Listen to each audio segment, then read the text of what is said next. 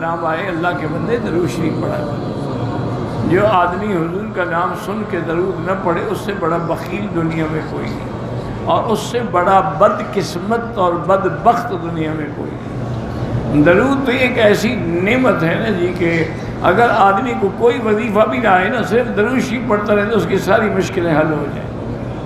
ایک صحابی تھے، انہوں نے آ کے حضور سے عرض کیا، انہوں نے کہا حضور میں جتنے اوراد اور وظائف پڑھتا ہوں مثلاً 4 گھنٹے، تو 2 گھنٹے تو میں سارے وظائف پڑھتا ہوں اور 2 گھنٹے میں صرف درود شریف پڑھتا ہوں، اور میرا ضد اور بڑھاؤ۔ اور انہوں نے کہا اچھا حضور آج کے بعد مثلاً 4 گھنٹے میں 3 گھنٹے درود پڑھوں گا، 1 گھنٹہ باقی وظیفے پڑھوں گا، اور میرا ضد اور بڑھاؤ۔ تو آخر اس نے کہا کہ حضور اب میں اور کچھ بھی نہیں پڑھوں گا، صرف درود شریف پڑھوں گا۔ جتنے اوقات میں باقی وظیفوں میں خرچ کرتا تھا، اور اذن یکفی ہمک و غمک، اگر تم صرف درود پڑھو گے تو یہ درود ہی تمہارے ہر ہم اور غم کو مٹا دے گا، تمہاری ہر تکلیفیں، ہر پریشانیاں، ہر بیماریاں۔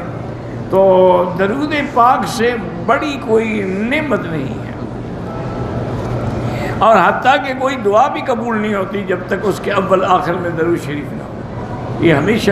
اور اگر آدمی پورا درود شریف نہ بھی پڑھ سکے تو صلی اللہ علیہ وسلم یا صلی اللہ علیہ یا محمد یا رب صلی وسلم علیہ، یعنی جتنا ہو سکے لیکن لازم پڑھیں۔ من مکہ حبیبی نور سطع المدینہ۔